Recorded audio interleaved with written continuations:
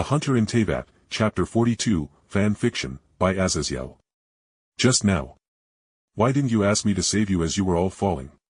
Dvalin asked, and I could tell he was cleared of corruption as his previous voice was deeper and had an almost metal grinding tone to it, which honestly could have been the Abyssal spire being literally attached to his neck. Venti, who was lying on the back of Dvalin, sighed before he spoke. Me not wanting you to listen to the Abyss order. That doesn't mean you have to listen to me. Venti sat up and patted the dragon beneath him as he continued to speak. Freedom if demanded of by an Archon isn't really any freedom at all. Venti laid out his hands in a cupping motion in front of him, similar to his statues in Mondstadt pose, as an extremely dense orb of anemo energy formed within his open hands before it gently flew out of his hands and merged into Dvalin. The power of the anemo Archon. But I am no longer a member of the Four Winds. Dvalin spoke as his body was illuminated in a light green light, which revitalized his form. I know. Regardless of that, you protected us, and I grant you my blessing. Venti said as Dvalin slowly petered out and began flying downwards towards Mondstadt. Once Dvalin dropped us off, he quickly flew away so Jean and the others could quell the unrest at seeing the dragon land in the middle of Mondstadt. But an issue was readily apparent as the whole city was under lockdown with the gates closed and a bunch of Hilichurl-style fortifications haphazardly built outside the city in a sort of siege-like formation around the large bridge. We were thus told of the story about the Hilichurls by Amber, who had just gotten off scouting duty for the assembled enemies outside. Why haven't you guys purged them in fire and blood then? I asked as I pointed out that the Hilichurls' camps were made out of freaking wood and both Amber and Klee had pyro vision that could shoot over the length of the bridge. Amber sighed. Jean and everyone else were gone, and Klee is simply too young to be put in charge of one of the two gates and frankly a number of our knights are caught on the other side of the fortifications, so it has been just me and Klee holding the main gate while Kia and the adventurers with visions hold the portside gate. The biggest problem, other than the Hilichurls' greater numbers, is the Abyss Order mages that will teleport into the city if we leave the gates behind. Amber explained, and I looked over to the large bridge that separated the city from the mainland. It was filled with a great number of slanted wooden walls, which were obviously placed by both factions in order to prevent arrows and, in Klee's case, bombs from blowing up groups of Hilichurls. I guess that's a bit of a consequence for us taking so many more people with us to defeat Dvalin. How is the food storage situation? I asked, frowning as I recalled in canon, this wasn't nearly as much of an issue as Dvalin alone was able to break through their lines and send them packing, but this was at least 3 times a more powerful force. Mondstadt was built to withstand siege, don't worry, Jake. A tired male voice spoke, and we looked behind us and saw the clearly exhausted form of Kia walking over, who all but collapsed against the gate wall as he closed his single eye. The problem we face now isn't the Hilichurls, as it will only take a few more hours for the triumphant returning knights you guys went with to deal with Dvalin to be fully rested up for us to take care of them. The problem is the Fatui ambassadors making more noise at our handling of the situation. Kia said, making little quotation marks with his hands. Do you have the authority to stop any panic should something like a ruined greater stomp those fortifications down? I asked, completely done with this nonsense. I just wanted to go to bed after fighting a damn dragon. Kia and Amber shared and looked before their face scrunched up as they very clearly recalled how I had used ruined guards in the past to deal with enemies and a ruined greater was something weighing more than 5 times its smaller model with even greater weapons. Ha! Yes, I have the authority, and honestly, rather than allowing the Abyss Order to nitpick at our defenses, I'd rather you deal with them at once and cause a bunch of property damage. Just don't summon the thing on the bridge itself. Kia said, sighing before his eye firmed, and he looked to Amber. Amber tells the knights on duty to prepare for Hilichurls and mages to attempt a desperate push into the city.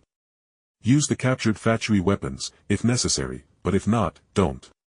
I don't want to deal with the bitching ambassadors asking where we got those weapons, and we have to dance around the fact that we slaughtered an illegal invading military encampment upon our lands. Lumen, Paimon and I then went atop the large, reinforced walls of Mondstadt above the city's gate, and Lumen looked to me as we overlooked almost village-looking fortifications of Hilichurl-style buildings arrayed in front of the large bridge. Jake, think you can just summon your ruined greater and we can just leave it and go to bed? Paimon tiredly asked, and I was honestly on the same wavelength. Sadly, no Paimon. If I just mentally ordered it to kill all the Hilichurls around here, all they would have to do is have one of their Hilichurls run off with the ruined greater chasing it into the neighboring forests to lose its objective. Well, summon it and a ruined guard to stand guard in front of the bridge to catch any stragglers that aren't a Mitochurl. Lumen counseled, and I nodded at her sound advice, but as she mentioned a Mitochurl, I looked through the throngs of Hilichurls doing their business and noticed there weren't any Lawchurls at all. You would think with an invading army, they would have a bunch of Lawchurls around here. I muttered. Paimon thinks that maybe they weigh too much for abyss mages to teleport. Paimon cried out as though it was common sense, and you know what, honestly, that very well be the case. See Paimon, if we ever need to teleport around, you will be left behind with how much you eat.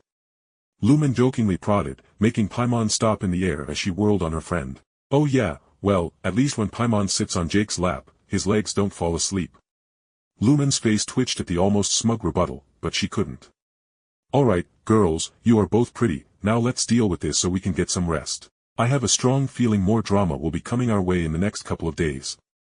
I said, remembering how Veni said he was going to return his holy lyre to the church tomorrow afternoon, as he was apparently getting blasted tonight, and if cannon held up, then Signora would be attacking us, but who knows, with how she and child were forced out of the Liyue will change things. With a hum of effort my body began glowing lightly with silver light as I pointed at the center of the fortifications and the largest congregations of hilichurls, and my aura drained as a large Schnee glyph formed in the air just above the congregations, and even a half-mile away we could hear the hilichurls scream in fear as the massive form of the ruined greater fell, the 10-meter drop from the glyph smashing through a hastily built watchtower. Paimon doesn't really want to watch this. It's kinda pitiful. Paimon said as the ruined greater stomped out of the smoke it created from its land, and its ocular laser showed its power by carving a trench through the surroundings as it basically atomized all it touched, as the hilichurls and even mitochurls died and broke apart into smoke at the laser's touch, and the structures they built fared little better.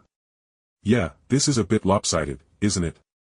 Lumen said blandly, and I wonder if her opinion of how these things were being dealt with would change once she heard they were mostly the people of Kenria. Even once the abyss mages teleported over, they weren't able to deal with it as cryo traps had nowhere near the strength to stop it, and none of the other elemental mages could deal enough damage to exceed its automatic regeneration naturally within the machine, and being boosted by my aura.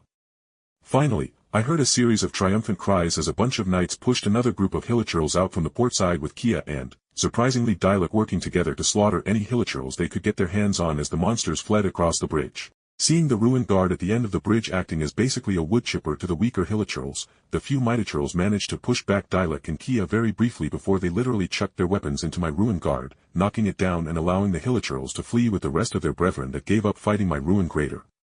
I then dismissed my summons as I sighed tiredly, as my soul literally felt overstretched from using too many summons today. Alright, let's get going. Wish we could stay at Noel's again, but we need to just get an in tonight. I grumbled. Ooh, Paimon bets Noel, if she was home, wouldn't mind allowing us to stay for the night. Paimon tried, as even she liked Noel's more homely apartment. Before I could deny Paimon, Lumen took the words out of my mouth as she yawned. Nah, it would basically be the height of rudeness for us to basically drop in unannounced. Let's just get a room, and we can see she and the other knights are in the morning.